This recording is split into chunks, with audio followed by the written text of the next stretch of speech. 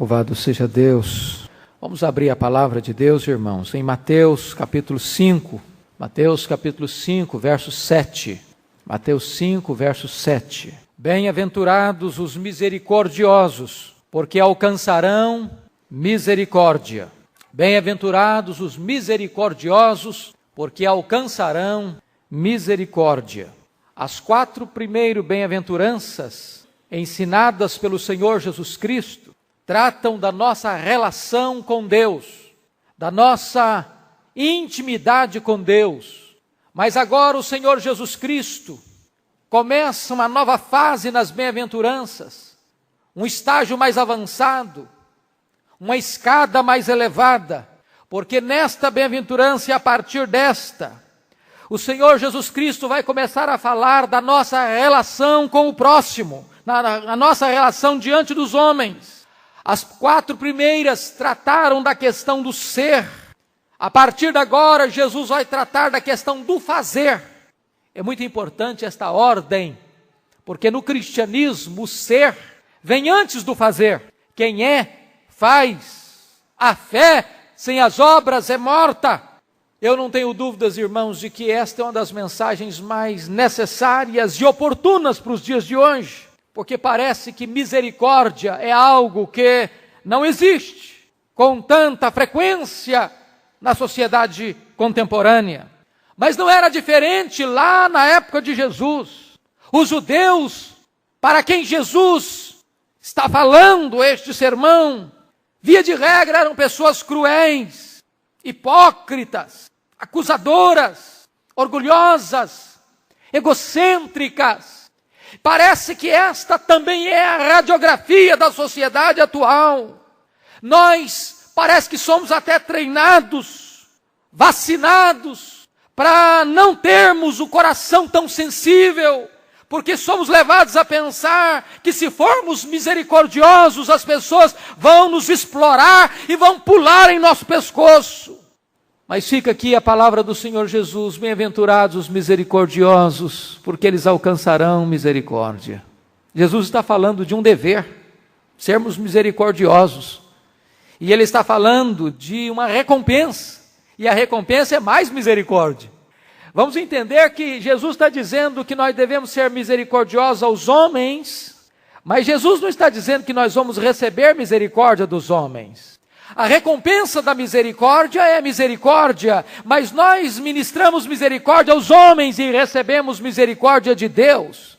Porque nos frustraríamos se nós esperássemos receber dos homens a misericórdia. Tantas vezes os homens pagam o bem com o mal, foi o que fizeram com o Senhor Jesus Cristo. A nossa recompensa vem do alto, vem de Deus, vem do céu. Por outro lado, irmãos, se ser misericordioso é ser uma pessoa abençoada, não exercer misericórdia é estar debaixo de uma terrível maldição. E eu gostaria então que nós pudéssemos olhar para esse texto e tirar dele algumas lições. A primeira delas é o que significa, o que é ser uma pessoa misericordiosa. Qual é o conceito bíblico de misericórdia?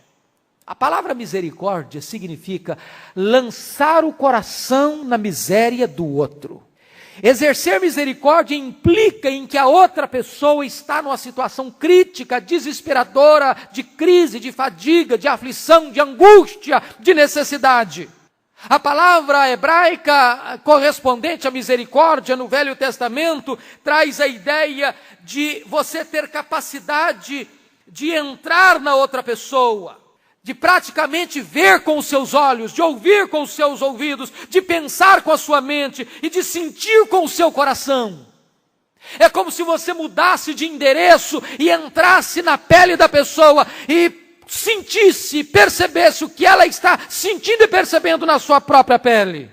Misericórdia é ver alguém sem alimento e dar comida para essa pessoa. Misericórdia é ver alguém solitário e fazer companhia para essa pessoa.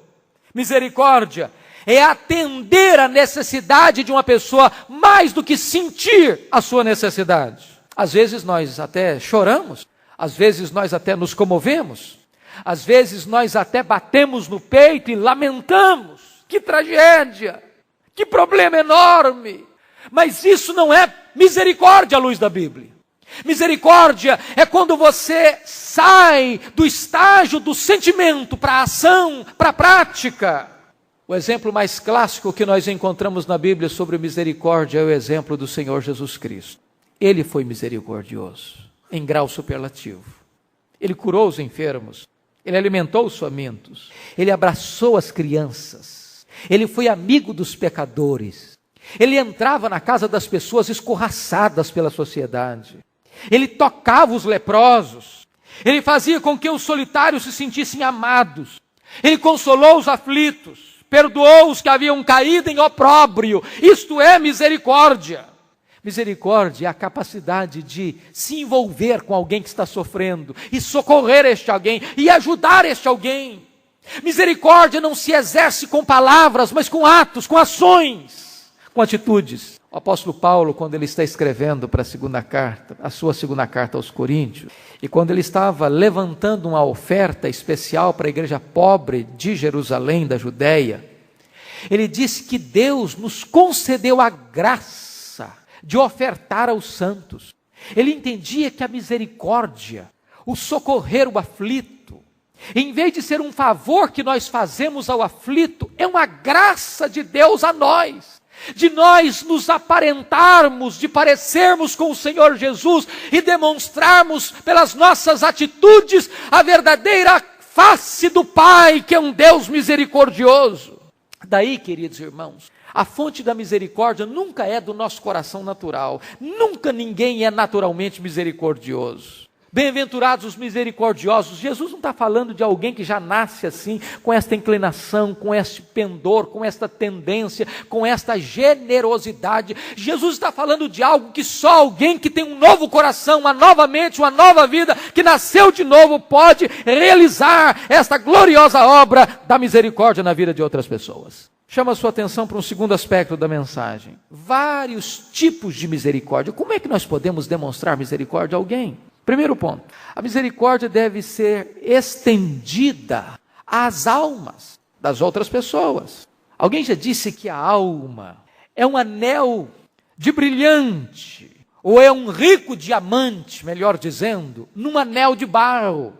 É um rico diamante num anel de barro.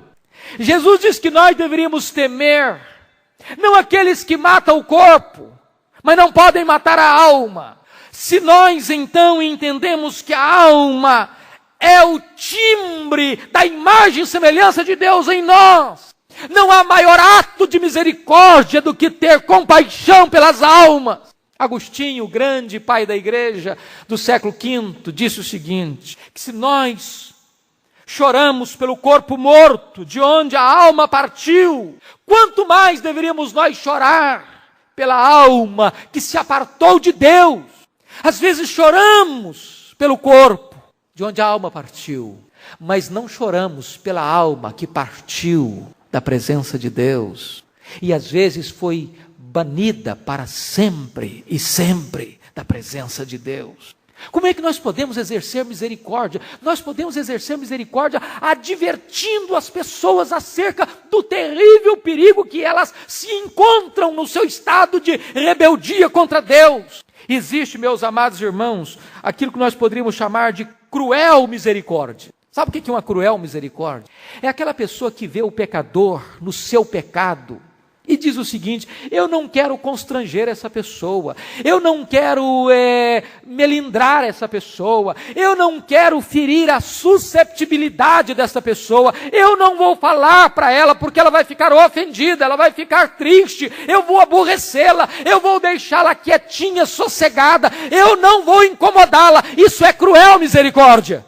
Você pode imaginar alguém caminhando por um abismo, e você sabe que na frente é um abismo, e você não vai falar nada para ela. Seria isso misericórdia? Você está diante de uma pessoa no incêndio, a casa pegando fogo, e você passa e vê essa pessoa na iminência da morte, e você não faz nada, e você não fala nada, e você nada faz para resgatá-la do fogo. Seria isso misericórdia? A Bíblia diz que nós devemos arrebatar as pessoas do fogo.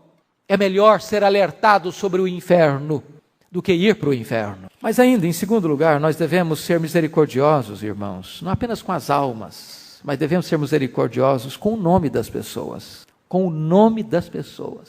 A Bíblia diz que o bom nome vale mais do que riquezas. Nenhuma pérola é mais bela, é mais rica para adornar a vida de uma pessoa do que o seu próprio nome. Entretanto, a Bíblia diz que a garganta do ímpio é como sepulcro que enterra o bom nome das pessoas. É uma grande crueldade destruir a reputação e o nome de uma pessoa.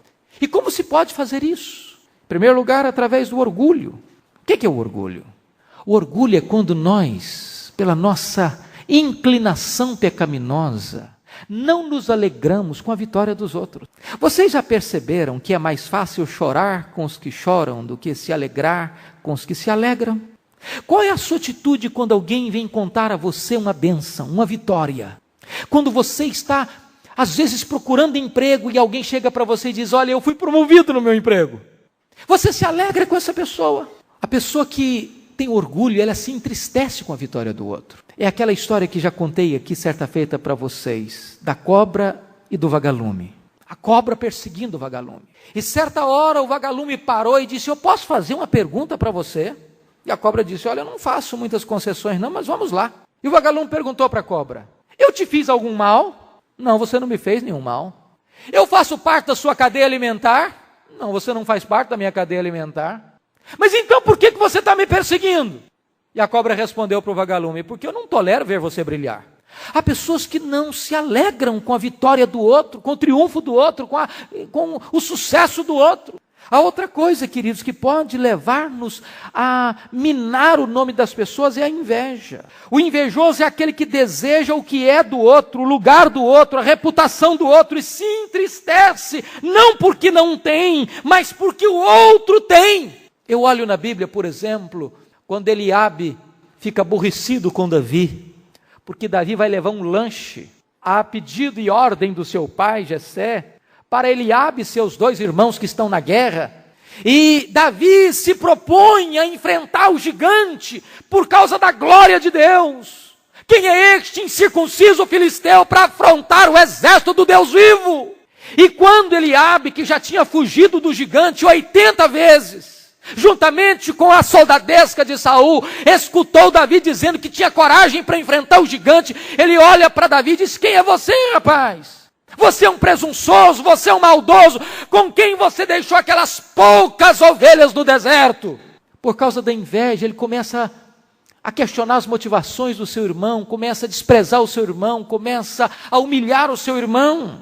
De que maneira que as pessoas manifestam essa falta de misericórdia com o nome das pessoas? Em primeiro lugar, quando elas expõem os pecados das pessoas. Meus irmãos, a Bíblia diz que aquele que ama encobre multidão de pecados.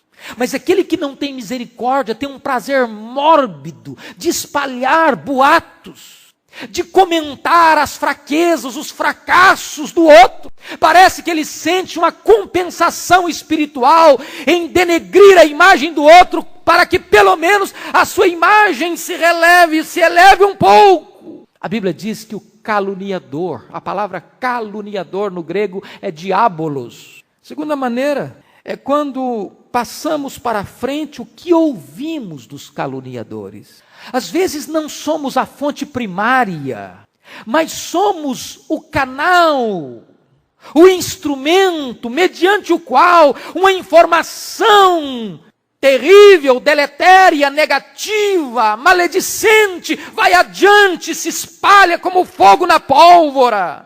A Bíblia diz em Levíticos 19:16, não andarás como mexeriqueiro entre o teu povo, não atentarás contra a vida do teu próximo. Êxodo 23:1 diz, não espalharás notícias falsas, nem darás mão ao ímpio para seres testemunha maldosa. Irmãos, o pecado que mais a alma de Deus abomina, diz a Bíblia em Provérbios 6, é aquele que espalha contenda entre os irmãos. É aquele que leva e traz. É aquele que quer que as pessoas sejam inflamadas umas contra as outras. Sabe quando nós cometemos esse pecado de falta de misericórdia com o nome das pessoas? Quando diminuímos o valor e a dignidade das pessoas. Você chega às vezes e faz um determinado comentário de elogio, de destaque. E a pessoa escuta e diz, mas tem isso, tem aquilo e tem aquilo outro. Meus amados, a Bíblia diz que nós devemos preferir uns aos outros em honra. Em honra. Tiago diz, não faleis mal uns dos outros, porque quem fala mal do irmão, fala mal da lei de Deus, que nos ordenou amar uns aos outros. Quando nós falamos mal uns dos outros, nós nos constituímos juízes uns dos outros. Sabe quando nós incorremos neste pecado? Também quando nós nos silenciamos diante da calúnia às outras pessoas. Quando os discípulos foram acusados no Pentecoste de estarem bêbados, o apóstolo Pedro se levantou para defendê-los e logo disse, não, irmãos, eles não estão bêbados. O que aconteceu aqui foi o que aconteceu na profecia de Joel. O Senhor derramou do seu Espírito, não permitindo que aquela notícia atravessada, equivocada e falsa se espalhasse em Jerusalém. Mas ainda, em terceiro lugar, nós devemos ser misericordiosos com aqueles que já estão feridos. A Bíblia diz algo maravilhoso sobre Jesus, diz assim, ele não esmaga a cana quebrada, nem apaga a torcida que fumega. É fácil bater em quem já está caído, muito fácil. É fácil pisar naquele que já está no chão, mas esta não é a ação de alguém misericordioso. Certa feita, os escribas apanharam a mulher em flagrante adultério e arrastaram-na como um objeto execrável e jogaram-na aos pés do Senhor Jesus, dizendo, a lei ordena que tais mulheres sejam apedrejadas, e tu o que dizes? Aquela mulher já estava humilhada, envergonhada, ultrajada. Era fácil arrastá-la na rua como objeto descartável. Mas Jesus olhou para aquela mulher com compaixão, benignidade, e diz, mulher, eu não te condeno. Vai e não peques mais. Esta é uma ação de misericórdia. Mas ainda, irmãos, em quarto lugar, nós devemos ser misericordiosos com aqueles que nos ofendem. Misericordioso com quem lhe fere. Estevão orou ao Senhor sendo apedrejado, dizendo, Senhor Jesus, não lhes imputes este pecado. Querido irmão, a Bíblia diz que você tem que abençoar os que perseguem você e orar pelos seus inimigos. A Bíblia diz que se seu inimigo tiver fome, você deve dar a ele de comer. Se ele tiver sede, você deve dar a ele de beber. O misericordioso é a pessoa que perdoa ofensa, que não registra mágoas, que não guarda rancor, que não armazena ira, que vence o mal com o bem. Porque quem não perdoa não pode ofertar, não pode adorar, não pode ser perdoado. Quem não perdoa adoece, quem não perdoa é flagelado, quem não perdoa não tem misericórdia. O juízo é sem misericórdia para aquele que não exerce misericórdia, diz Tiago capítulo 2, verso 13.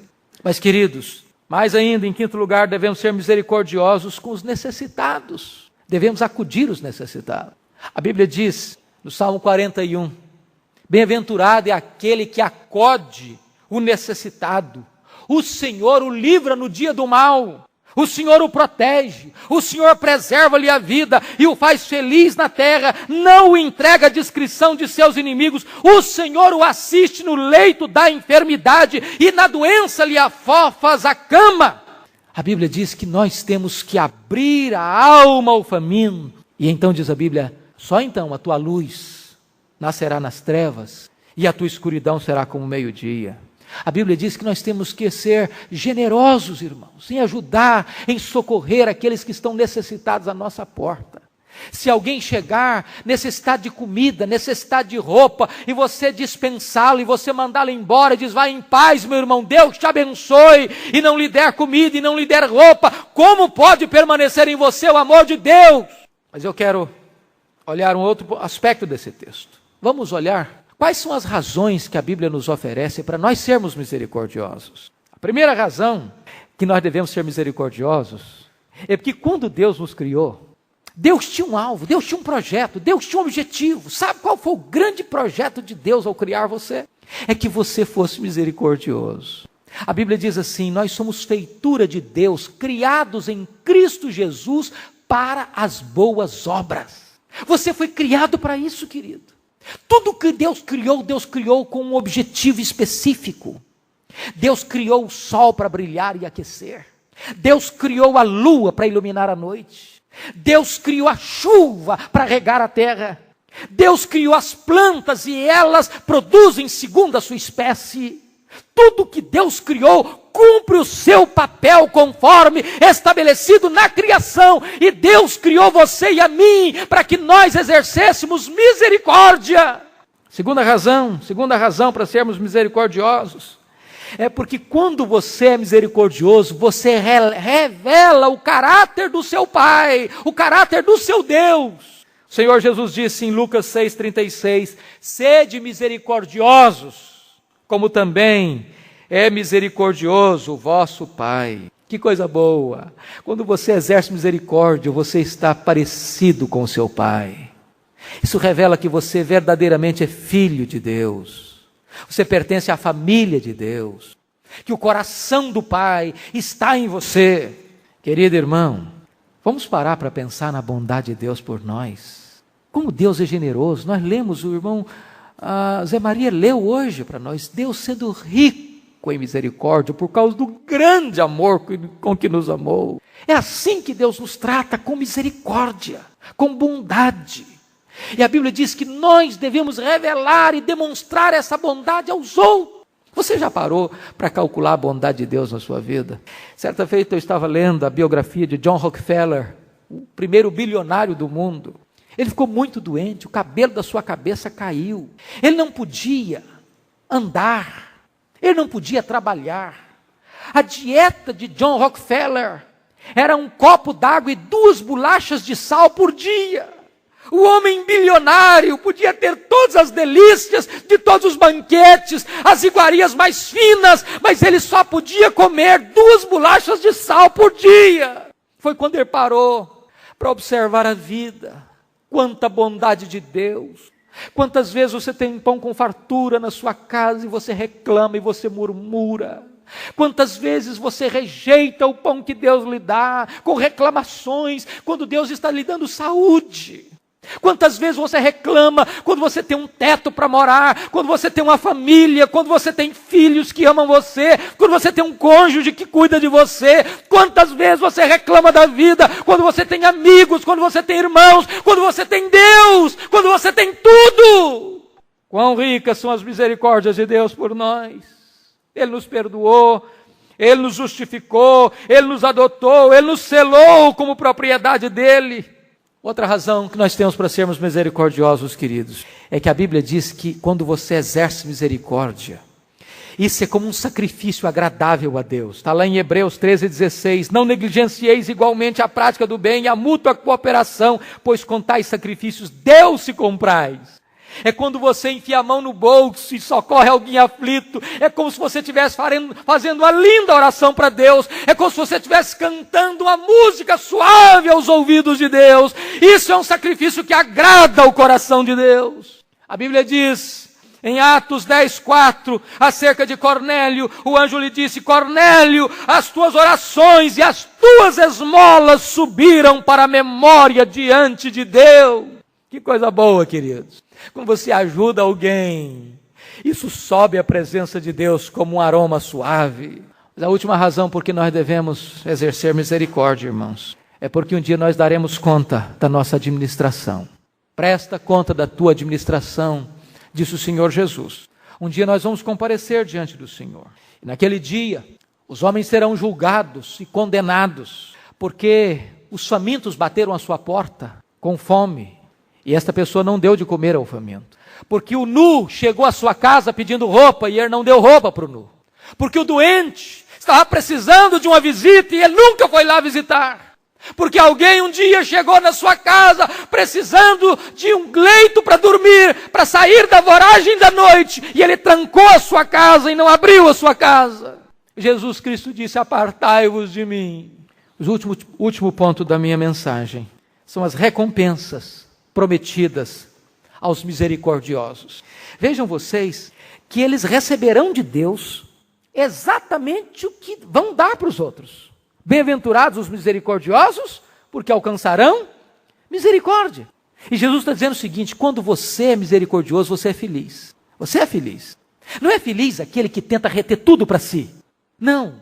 Se você ler lá em Tiago capítulo 5, Diz a Bíblia que os ricos que estavam retendo com fraude o salário do jornaleiro, e guardando para si, e o jornaleiro está sofrendo fome e necessidade, e ele está não apenas explorando, mas retendo com fraude o seu salário, e mais ainda comprando os tribunais, para que os tribunais julguem favoravelmente a eles. Diz a Bíblia que esse ouro, que essa prata vai virar ferrugem e vai se tornar combustível para queimar a carne dessas pessoas que não exerceram misericórdia.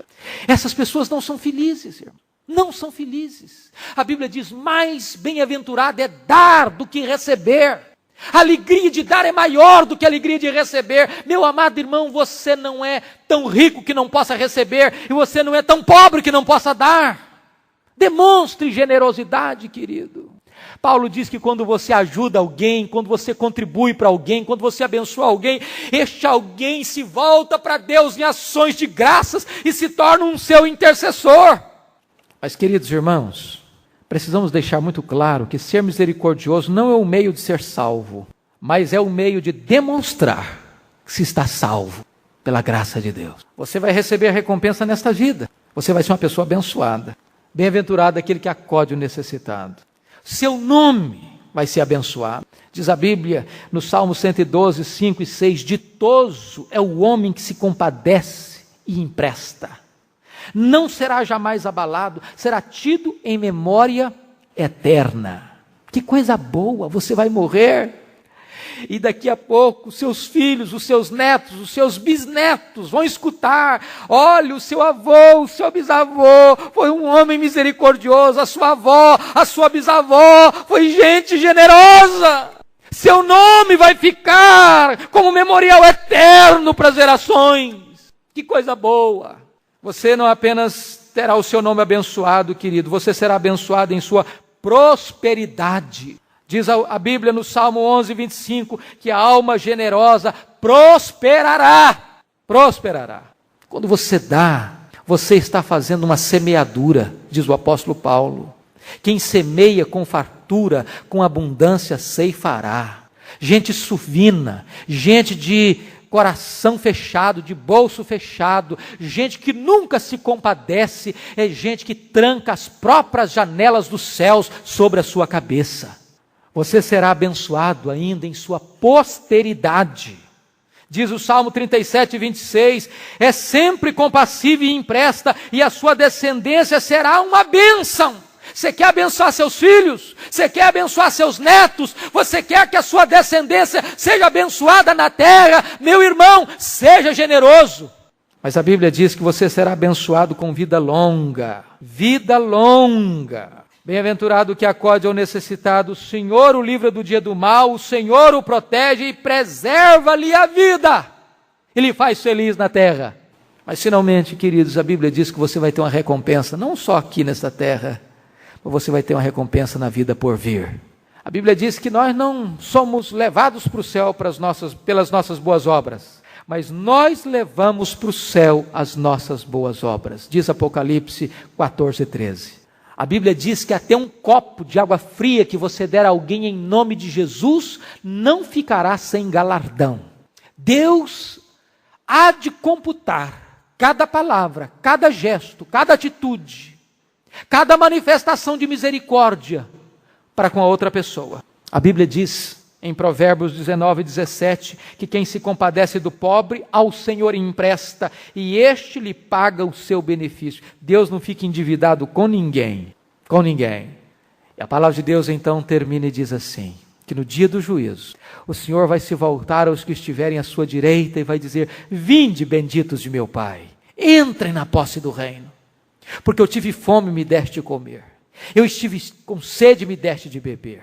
Eu estive nu e me vestiste. Eu estive preso e fostes ver-me. Doente e me visitaste. Forasteiro e me abrigaste. E estas pessoas vão te perguntar: mas Senhor, quando te vimos assim? E Jesus lhes dirá: todas as vezes que fizestes a um desses pequeninos, a mim o fizeste. Que bênção, que recompensa gloriosa, que recompensa eterna. Eu pergunto: o seu coração é misericordioso? Você sente a dor do outro?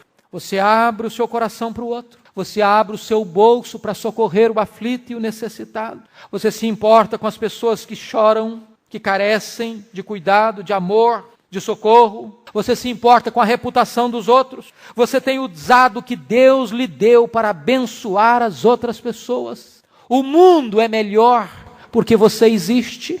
Curva sua fronte, por favor. Vamos orar ao Senhor. Eu gostaria que você sondasse a sua vida, irmão e irmã. Que você fizesse um balanço nesta noite.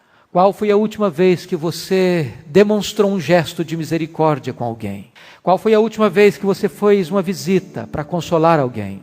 Qual foi a última vez que você enfiou a mão no bolso e deu uma oferta para alguém?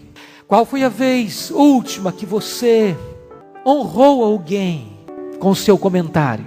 Bem-aventurados os misericordiosos, porque eles alcançarão misericórdia. Eu espero em nome de Jesus que o Espírito Santo aplique esta palavra na minha vida e na sua vida. Que esta igreja seja mais parecida com o nosso Pai. Sede misericordiosos, como misericordioso é o vosso Pai Celeste. Que esta igreja seja mais parecida com o Senhor Jesus, que foi o padrão absoluto da misericórdia entre os homens. Que Deus abençoe a sua vida nesta noite, meu irmão, minha irmã. Para que você tome uma decisão resoluta. Meu Deus, eu quero ser misericordioso. Na minha casa, na minha família, no meio da minha parentela, no meio da minha vizinhança, na minha igreja, lá no meu trabalho, lá na minha escola, com os meus inimigos. Eu quero ser misericordioso. Pai, aplica a Tua palavra na nossa vida nesta noite, Senhor. Ajuda-nos a sermos parecidos com o Senhor Jesus Cristo, a termos o caráter do nosso pai, do nosso irmão mais velho. Meu Deus, que nós sejamos conhecidos como um povo que ama, e ama verdadeiramente, não apenas de palavras, mas com atitudes. Senhor, muda o nosso coração, toca a nossa vida, torna-nos mais doces, mais amáveis, mais simpáticos, mais cheios de ternura, mais plenos de misericórdia. Restaura-nos, Senhor, nesta noite, e usa-nos como vasos de bênção nas Tuas mãos, para a glória do Teu nome, em nome de Jesus. Amém.